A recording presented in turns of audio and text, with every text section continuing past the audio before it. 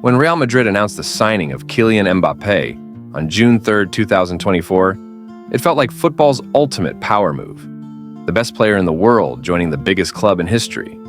It was a match made in heaven. What could go wrong? But only just a few games in and things looked rough, like really, really rough. 0 goals, 0 assists in his first 3 games, 2 of which ended in a draw for the Los Galacticos. The same thing happened in the Champions League. He registered only 1 goal and 1 assist in his first 5 games.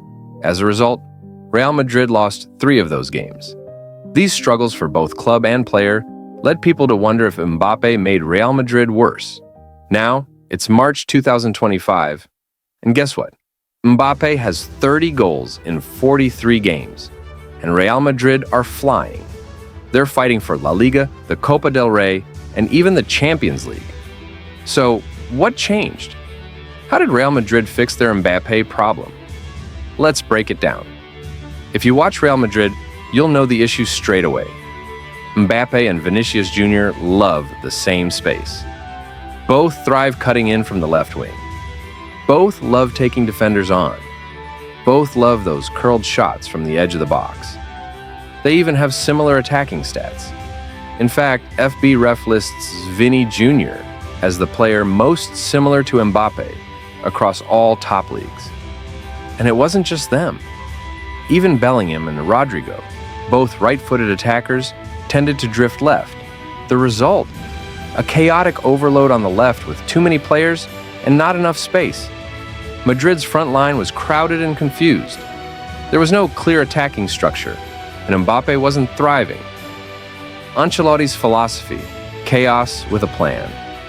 To understand how Real Madrid's coach, Carlo Ancelotti, fixed this, you have to understand his style.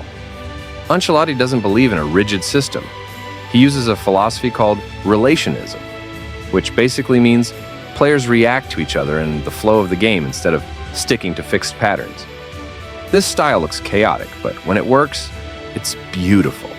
It worked with Benzema and Bellingham before, and now it's starting to click with Mbappé. But here's the catch. This style demands a lot. 1. Intelligence. It needs players to be intelligent enough to know when to make runs, and tactically aware enough to know when to switch positions. 2nd, movement. It needs players to be fast so they can cover open spaces in seconds. 3rd, movement. It needs players to be fit enough to cover a lot of distance every game. And finally, it needs the most crucial ingredient. 4. Chemistry. Despite Mbappé checking all those boxes, the team lacked the most crucial element needed to make Ancelotti's philosophy work, which is chemistry. Chemistry takes time to build in a team, especially in one where the star man is transitioning from an entirely different league. You can't throw 4 world-class attackers together and expect instant magic, and that's something Ancelotti knew.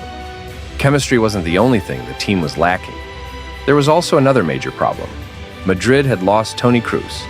Kroos was the calm brain in midfield.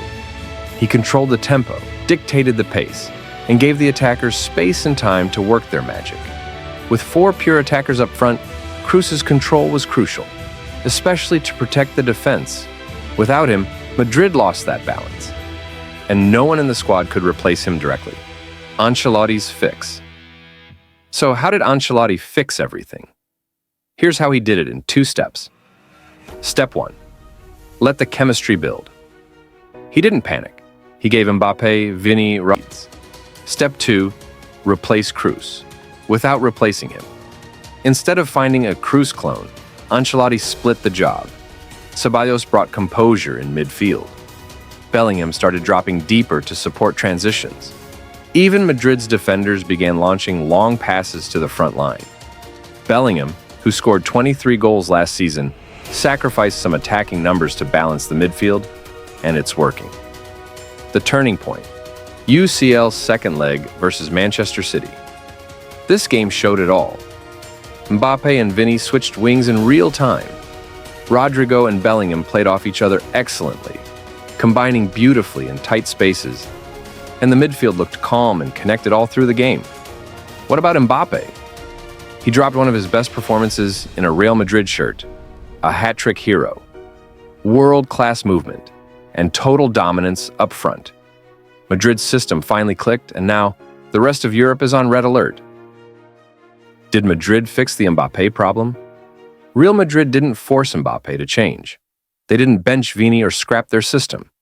Instead, Ancelotti trusted the process, gave the players time, and adapted the midfield to fill Kroos's void. Now, Mbappé looks ready to lead Madrid to glory. The Mbappé problem wasn't a problem after all, just a puzzle that needed solving.